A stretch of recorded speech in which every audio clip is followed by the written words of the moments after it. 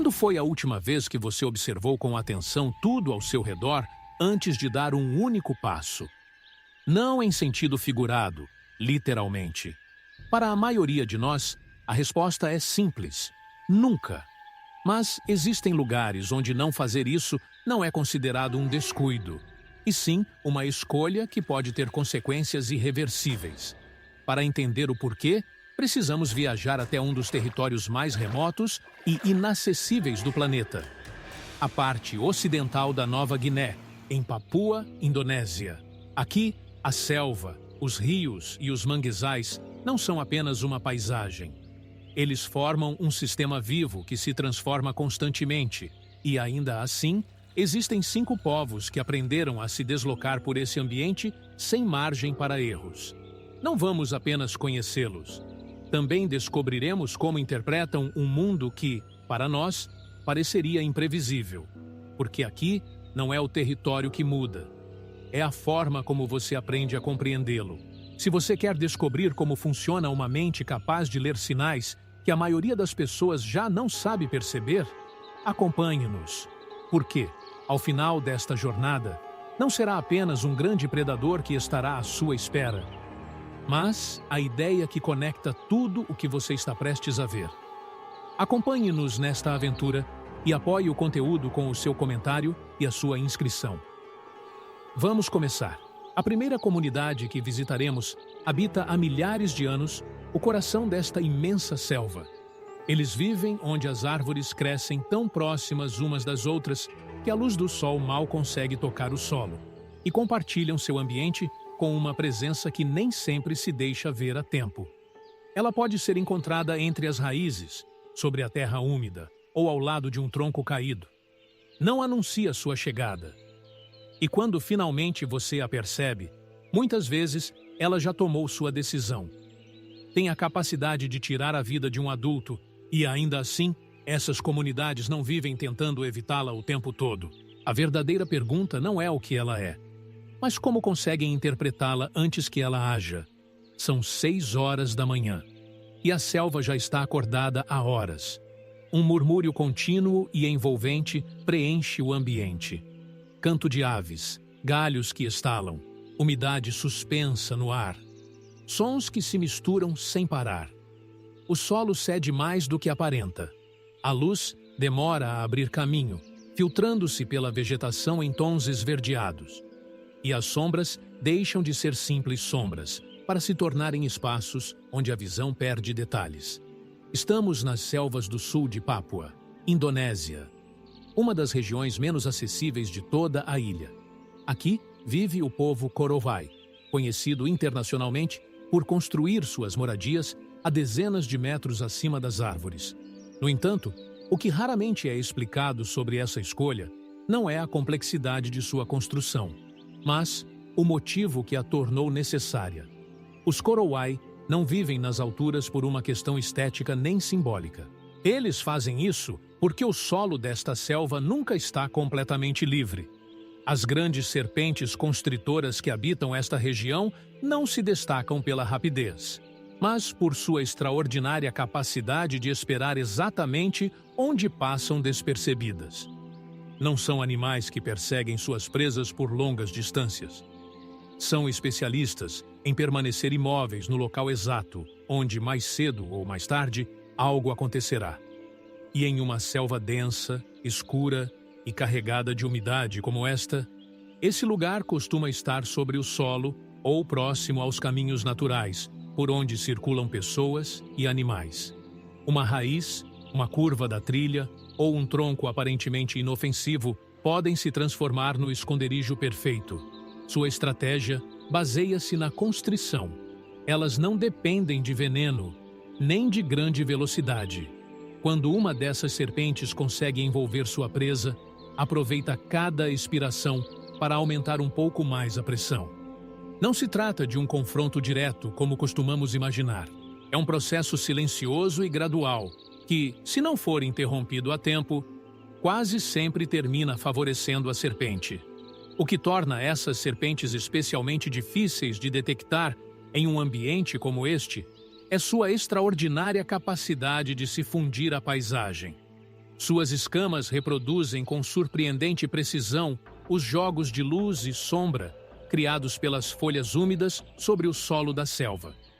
Não existe um contraste evidente, nem uma silhueta clara que o olhar identifique imediatamente. É possível estar a menos de 1 metro de um exemplar adulto e não perceber sua presença. Então, surge uma pergunta inevitável: como interpretar algo que praticamente não se pode ver?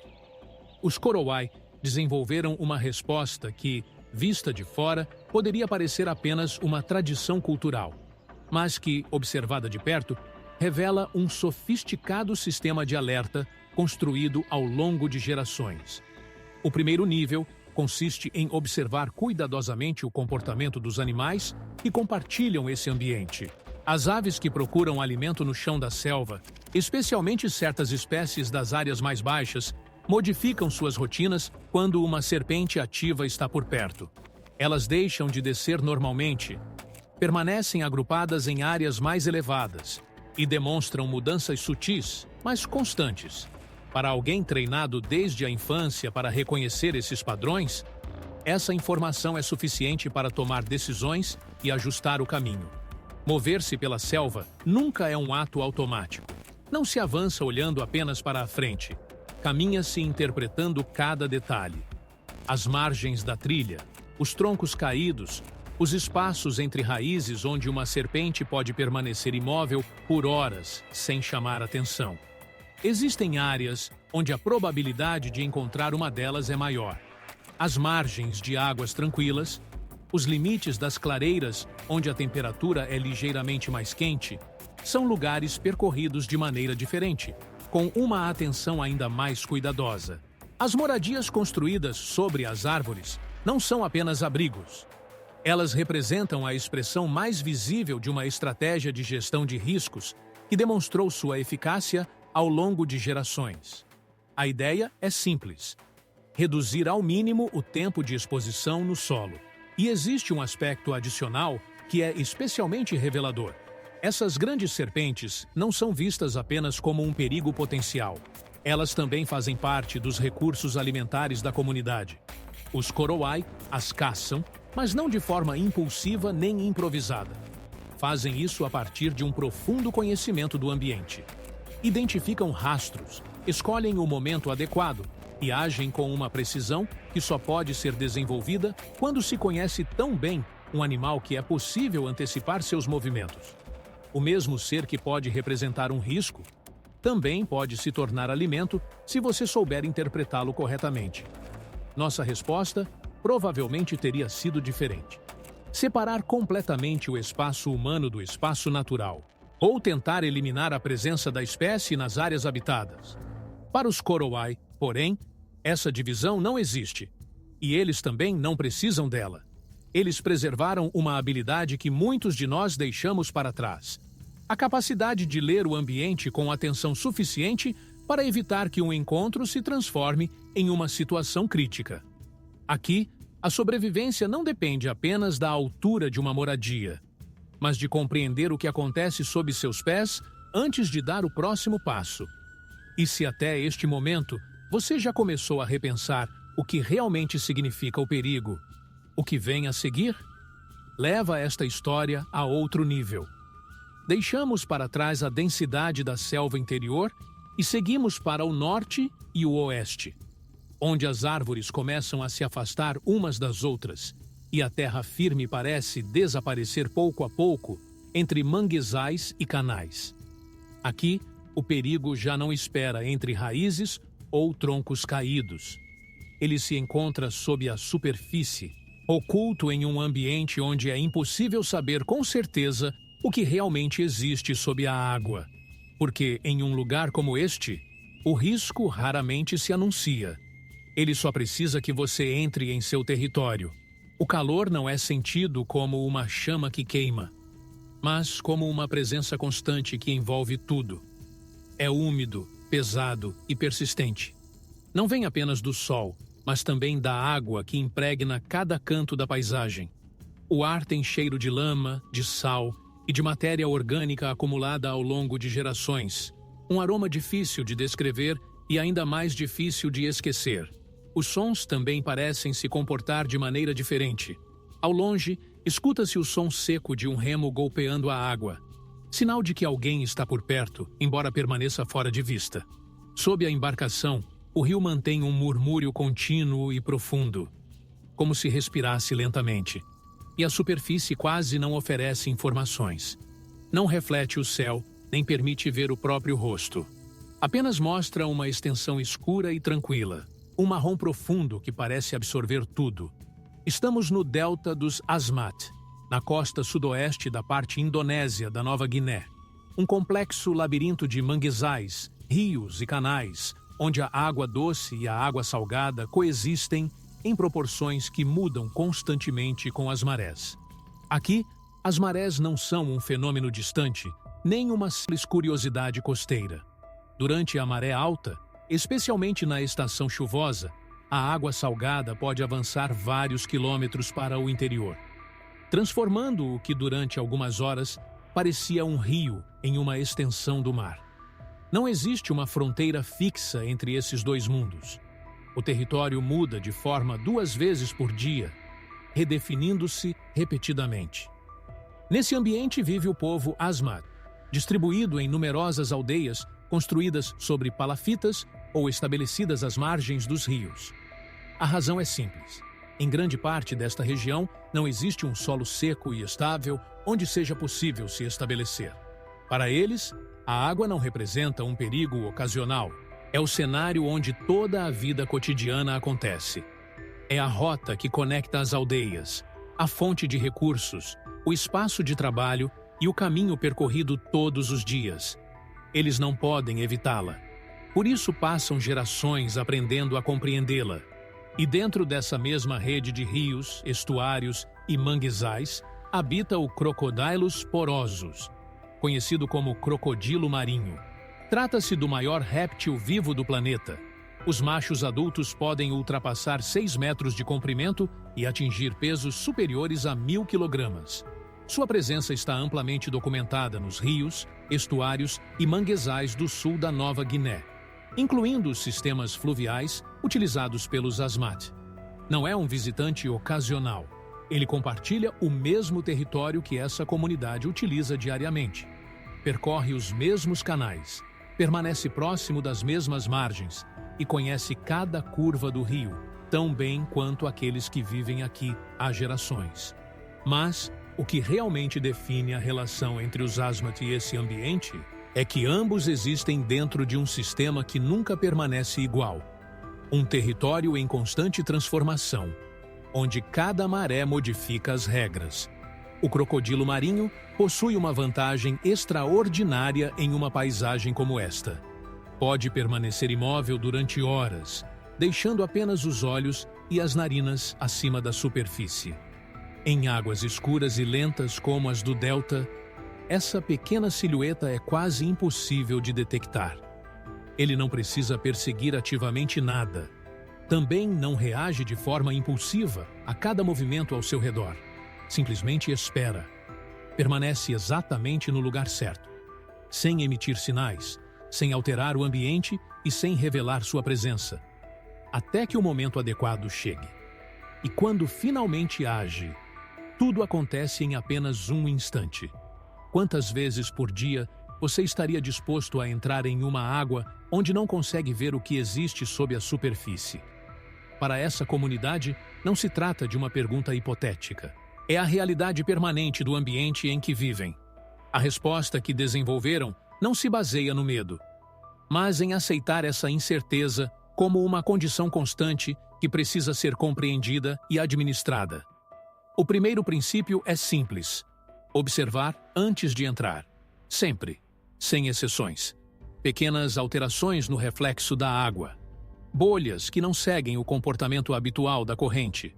Ou a ausência de peixes em locais onde normalmente são abundantes. São detalhes aparentemente insignificantes, mas aqui podem fazer toda a diferença. Antes mesmo de se tornar visível, o crocodilo modifica discretamente o ecossistema ao seu redor. Os peixes mudam de direção ou desaparecem de determinadas áreas.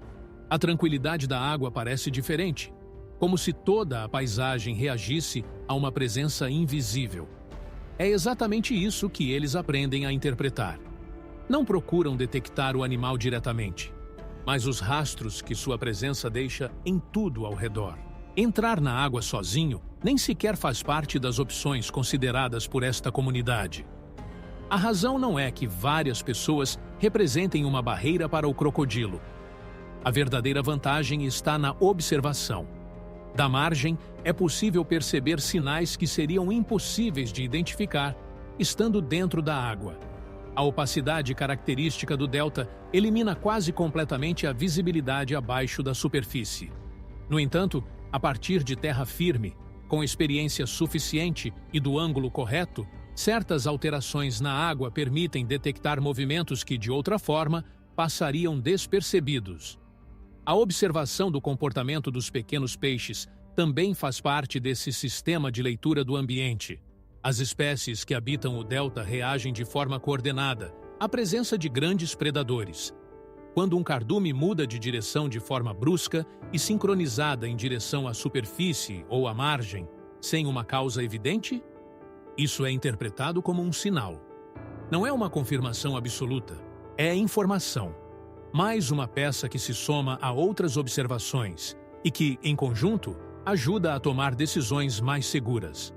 O tempo que passam dentro da água também é reduzido ao estritamente necessário, não por imobilidade nem por medo, mas pela mesma lógica que orientava os Korowai na selva. A exposição desnecessária, em um ambiente como este, simplesmente não faz sentido. Na selva dos Korowai, o desafio estava sobre o solo e podia ser interpretado por meio dos sinais do ambiente. Aqui, a situação é diferente.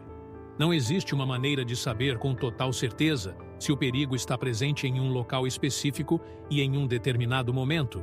E justamente por isso, a resposta desenvolvida por esta comunidade não depende da tecnologia nem de uma reação impulsiva. É uma resposta baseada na interpretação. Compreender antes de agir. O crocodilo não representa uma anomalia dentro desta paisagem. Ele faz parte do mesmo sistema, do mesmo ritmo natural que define a vida no delta. E eles também.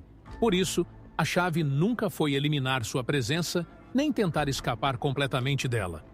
A verdadeira chave consiste em aprender a interpretar os sinais antes que o animal tome a iniciativa. O que você acha dessa forma de conviver com um dos grandes habitantes desses rios? Deixe sua opinião nos comentários e compartilhe seu ponto de vista. Enquanto isso, seguimos nossa jornada.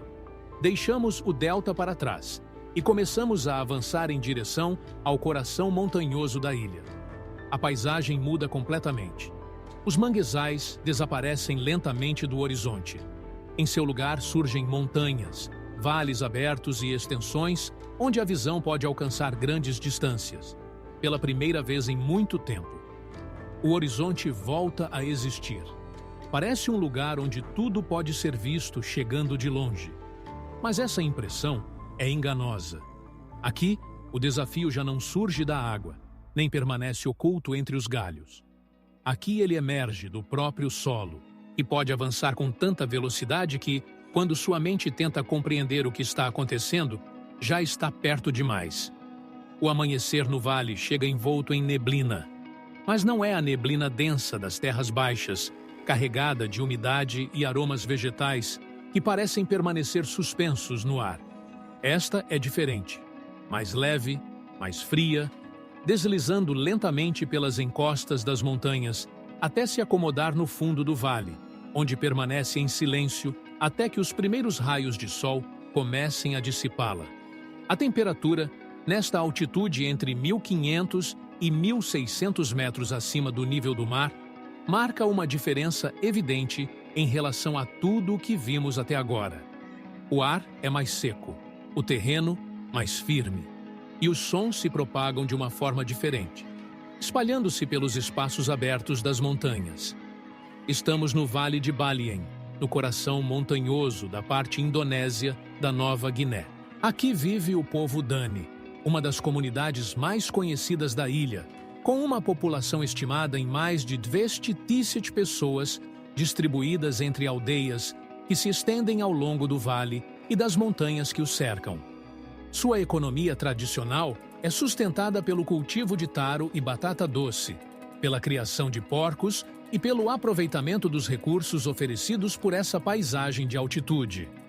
Um ambiente que, ao contrário da floresta tropical ou dos complexos sistemas fluviais do delta, parece muito mais simples de interpretar. Tudo parece visível. Tudo parece estar à vista. E justamente por isso, pode ser enganoso.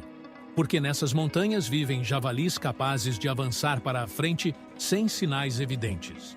Não são os animais mais impressionantes da ilha.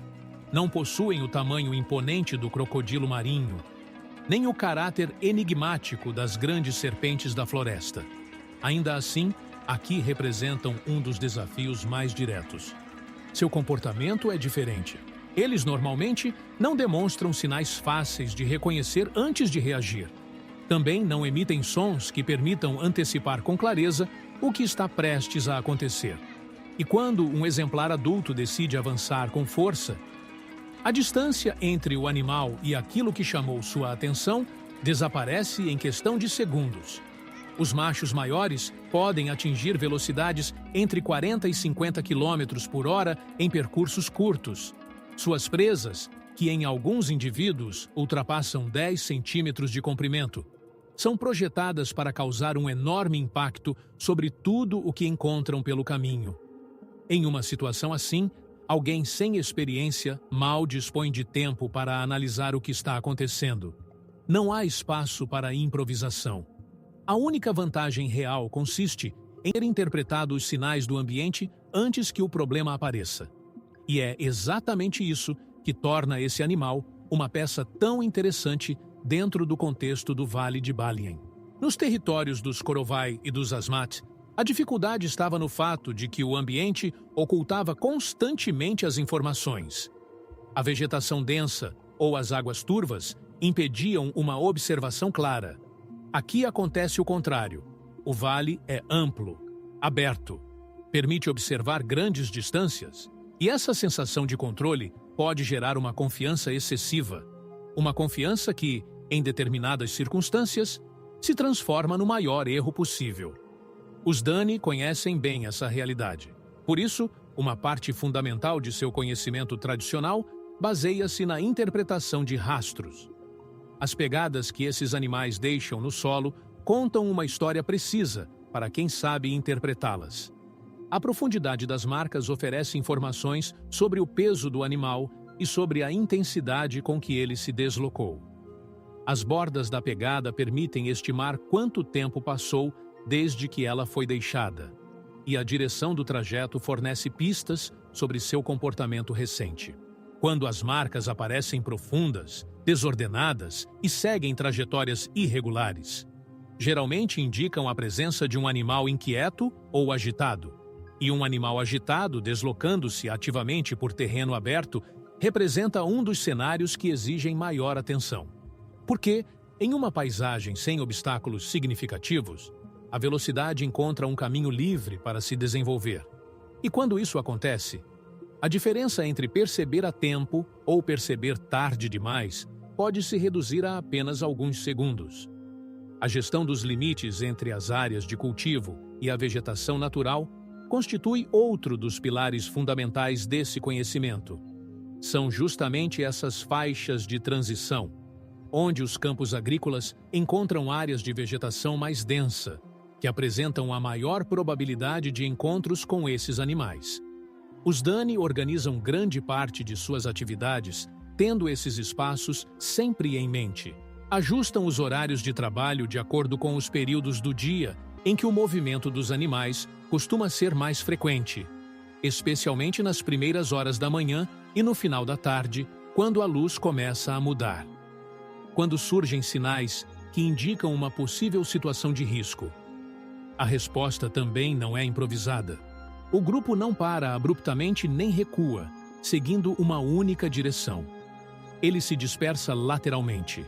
Um animal que avança em direção a um alvo específico costuma perder parte de seu impulso quando esse alvo deixa de ser um único ponto e se transforma em vários movimentos simultâneos.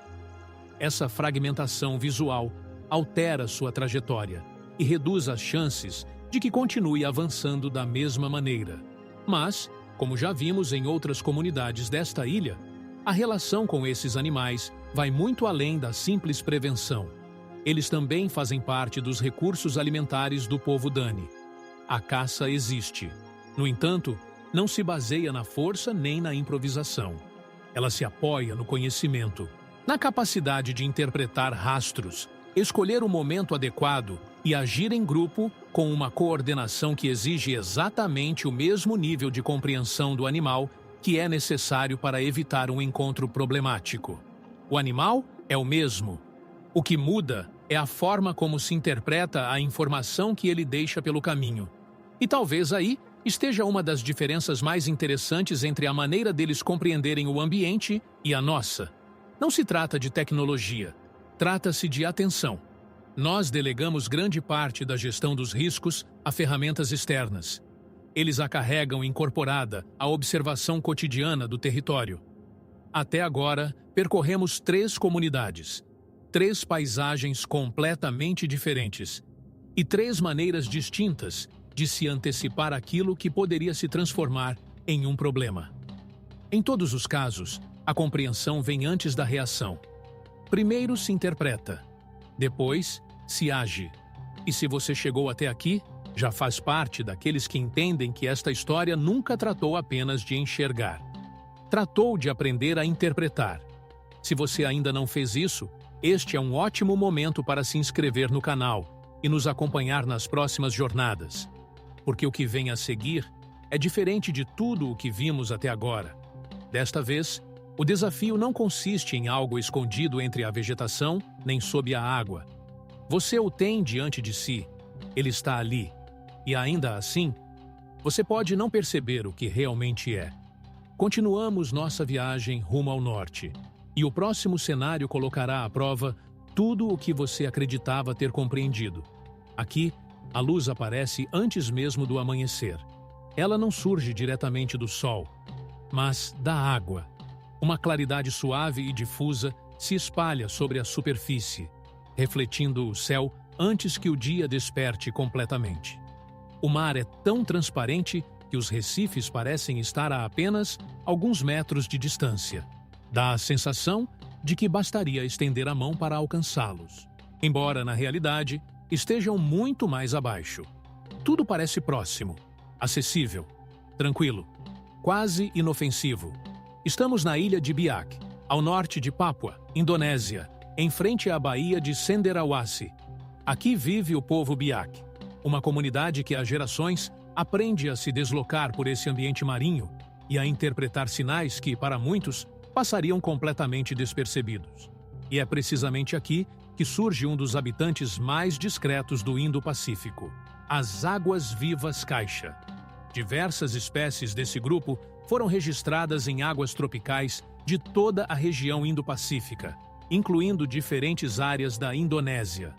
Algumas delas estão entre as águas-vivas mais potentes já registradas pela ciência. Embora a presença exata de determinadas espécies nesta parte específica da baía não esteja totalmente confirmada, existem registros de outras espécies aparentadas que compartilham mecanismos biológicos muito semelhantes e que fazem parte dos ecossistemas marinhos da Indonésia. O Indo-Pacífico Ocidental abriga uma das maiores diversidades dessas águas-vivas em todo o planeta. E o que as torna especialmente singulares é que elas representam um tipo de desafio completamente diferente de tudo o que encontramos até agora. Porque aqui o problema não se esconde entre sombras, nem espera sob águas turvas. Aqui ele pode estar exatamente à sua frente, praticamente invisível. O mais importante aqui não é determinar qual espécie exata pode ser encontrada em cada canto da baía.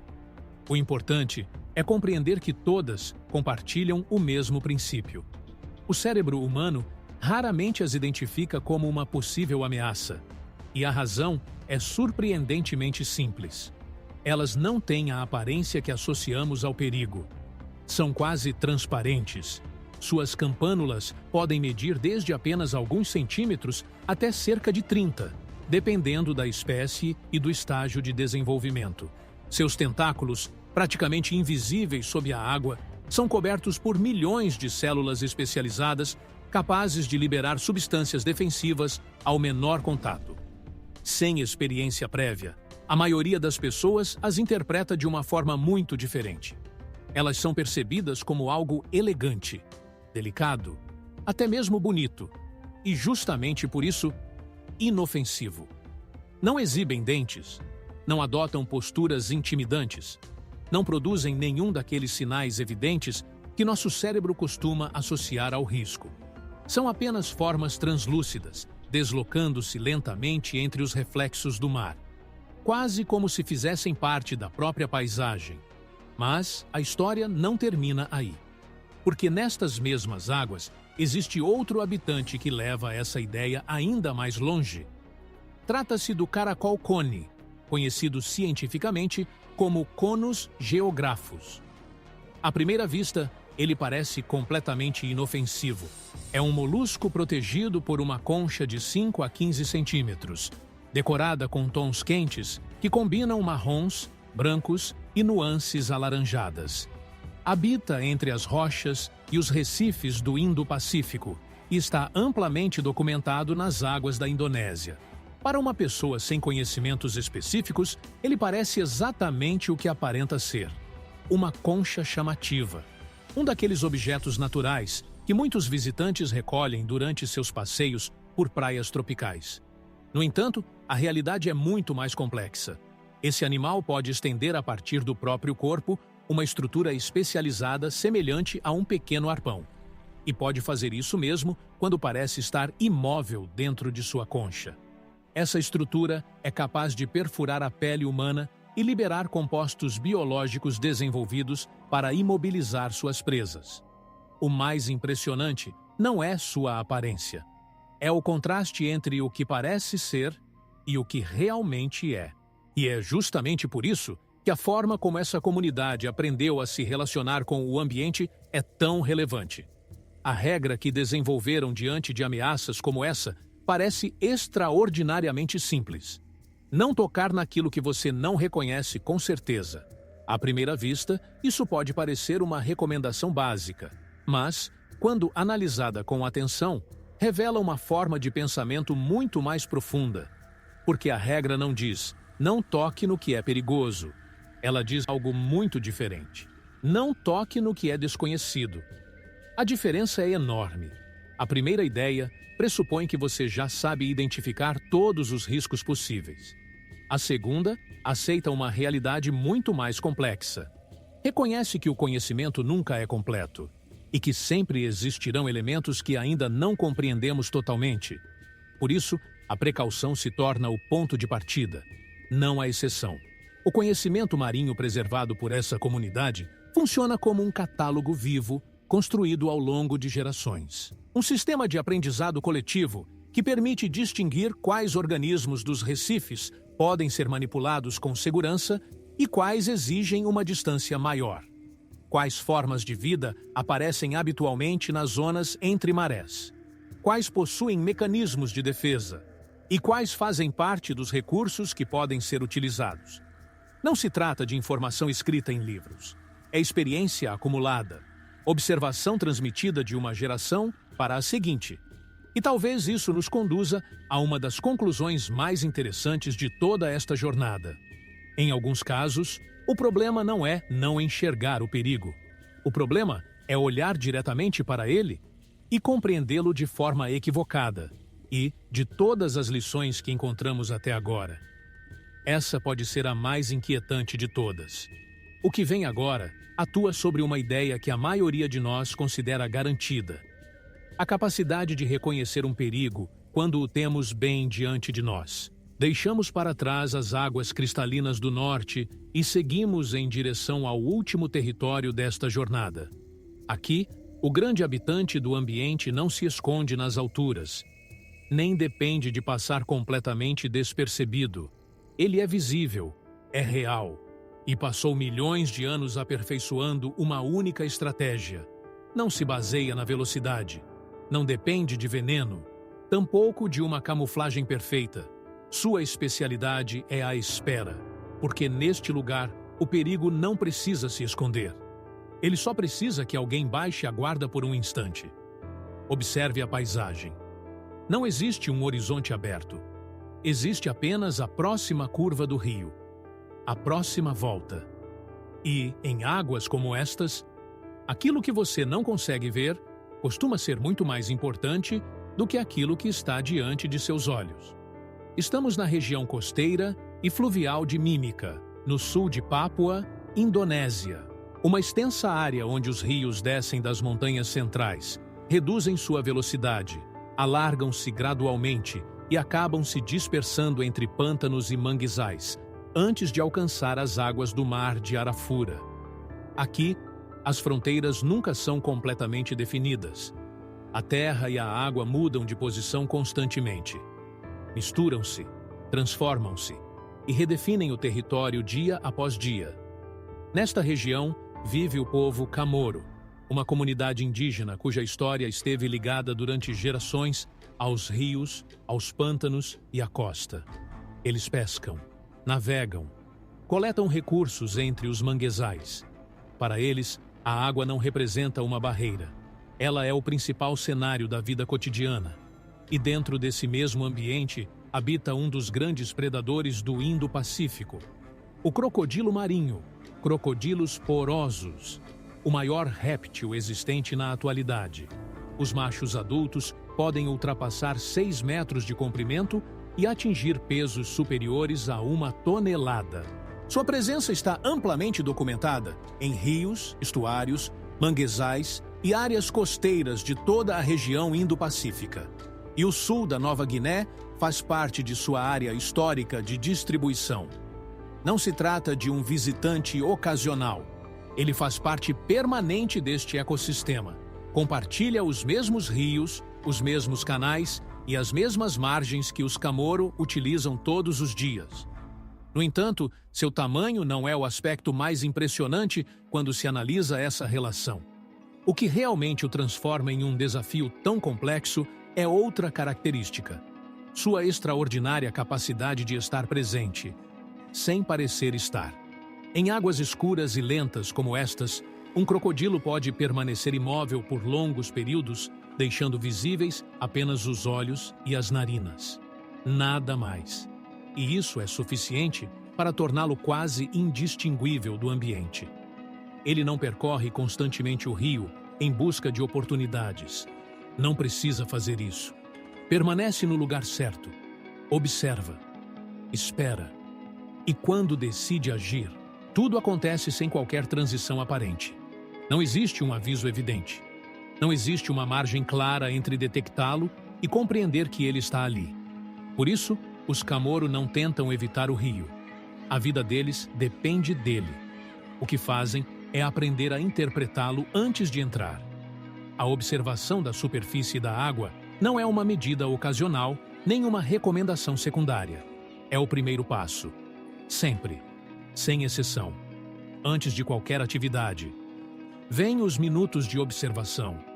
São analisadas pequenas alterações nos reflexos, bolhas que não seguem o comportamento habitual da corrente, mudanças sutis na superfície, o desaparecimento repentino de certos peixes em lugares onde normalmente estariam presentes, porque antes de se tornar visível, o crocodilo modifica o comportamento de tudo o que o rodeia, e são esses sinais que eles aprendem a reconhecer.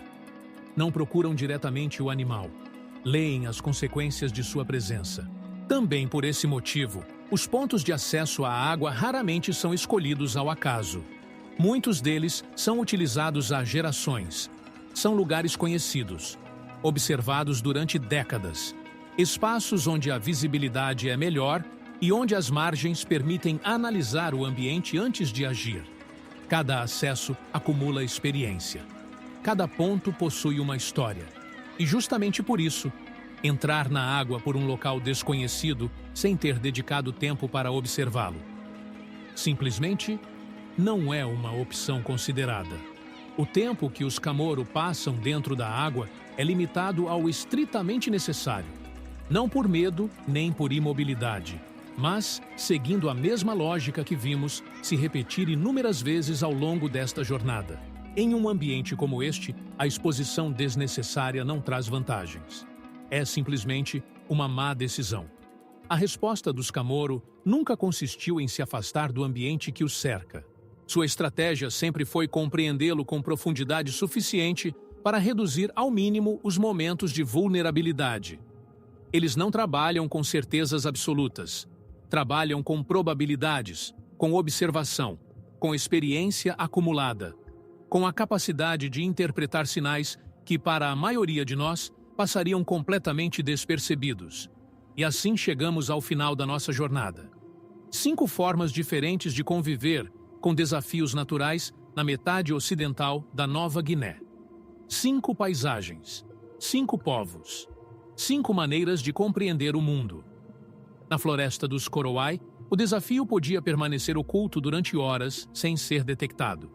A resposta consistia em interpretar cuidadosamente tudo aquilo que acontecia ao redor. No delta dos Asmat, a incerteza fazia parte permanente da paisagem. Ali, a chave era aceitar que nem sempre é possível saber com certeza o que existe sob a superfície e aprender a tomar decisões dentro dessa realidade. No Vale de Baliem, entre os Dani, o desafio podia estar completamente à vista, mas sem oferecer sinais evidentes antes de agir. Por isso, a atenção era direcionada aos rastros, às pistas que surgiam antes do encontro. Em Biak, o desafio era ainda mais complexo. O perigo podia estar diante dos seus olhos e, ainda assim, ser irreconhecível. A solução não era olhar mais, era compreender melhor. E em Mimica, o crocodilo marinho nos mostrou outra lição: a paciência, a espera, a importância de interpretar a água antes de fazer parte dela. E é precisamente aqui que surge a ideia que conecta tudo o que vimos. Nunca se tratou apenas dos animais. Nunca se tratou apenas de seu tamanho, de sua força ou de suas capacidades. A verdadeira história sempre girou em torno de algo diferente: a capacidade de interpretá-los antes que fosse necessário reagir. Com o passar do tempo, grande parte do nosso modo de vida transferiu essa tarefa para sistemas externos. Tecnologias, infraestruturas e ferramentas que observam, calculam e processam informações por nós. E, em muitos aspectos, eles funcionam extraordinariamente bem. Mas existe uma consequência silenciosa. Quanto mais delegamos a observação direta do ambiente, menos praticamos a capacidade de interpretá-lo por conta própria. E quando esses sistemas deixam de estar disponíveis, descobrimos algo inesperado, que muitas vezes já não sabemos ler aquilo que está diante de nós. As comunidades que conhecemos ao longo desta jornada não são necessariamente diferentes. Elas simplesmente preservaram habilidades que, em outros lugares, são utilizadas cada vez menos. Isso não significa que seu modo de vida seja simples. Não é. Manter essa atenção constante tem um custo real. Exige tempo, experiência, aprendizado contínuo. Mas também levanta uma pergunta fascinante: quem está realmente melhor adaptado? Aquele que já não precisa interpretar o ambiente porque dispõe de sistemas que fazem isso por ele?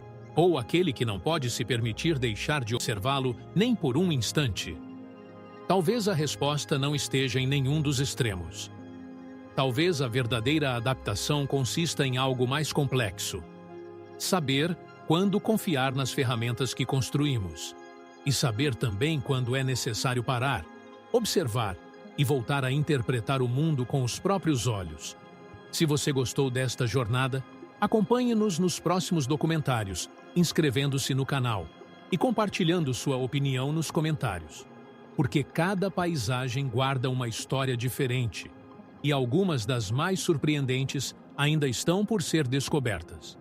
E é precisamente aqui que surge uma última ideia. A Nova Guiné não é apenas um território extraordinariamente complexo.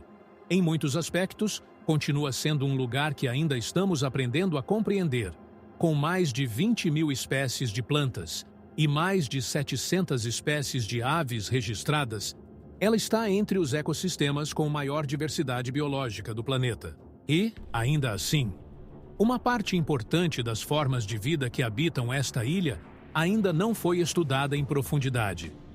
Existem espécies que ainda não foram descritas cientificamente, organismos que ainda não possuem uma classificação definitiva, formas de vida sobre as quais sabemos muito pouco. E esse fato transforma completamente a maneira de interpretar tudo o que vimos ao longo desta jornada. Porque significa que nosso conhecimento sobre o ambiente continua incompleto, que o mapa do que conhecemos ainda possui espaços em branco e que a incerteza não é uma exceção dentro deste sistema. Ela é uma parte fundamental dele. Talvez essa seja uma das lições mais importantes que a Nova Guiné nos deixa. A natureza não é simplesmente uma paisagem que observamos à distância. É um sistema dinâmico que precisa ser compreendido, interpretado, lido com atenção. Os povos que conhecemos durante esta jornada não representam uma curiosidade isolada, nem uma imagem congelada no tempo. São conhecimento vivo, experiência acumulada ao longo de gerações, formas de compreender o ambiente que continuam existindo longe da atenção da maior parte do mundo. E se esta jornada mudou, ainda que um pouco, a maneira como você observa aquilo que o cerca, então você já leva consigo algo verdadeiramente valioso. Nosso propósito é continuar explorando essas realidades com o respeito, a curiosidade e o rigor que elas merecem. Se você deseja nos acompanhar nos próximos documentários, inscreva-se no canal e faça parte desta busca constante por compreensão. E conte para nós nos comentários. O que você acredita que ganhamos como sociedade ao nos afastarmos da leitura direta do ambiente? E quais capacidades você acredita que deixamos para trás ao longo do caminho? Sua reflexão também faz parte desta conversa. E se você considera que esta história merece chegar a mais pessoas, compartilhe-a, porque há algo que esta jornada nos lembrou repetidamente. Aquilo que ainda não compreendemos costuma ser o mais difícil de antecipar. E lá fora, ainda existem inúmeras coisas que estamos aprendendo a ler. Nos vemos na próxima jornada, onde cada pergunta abre caminho para uma nova história.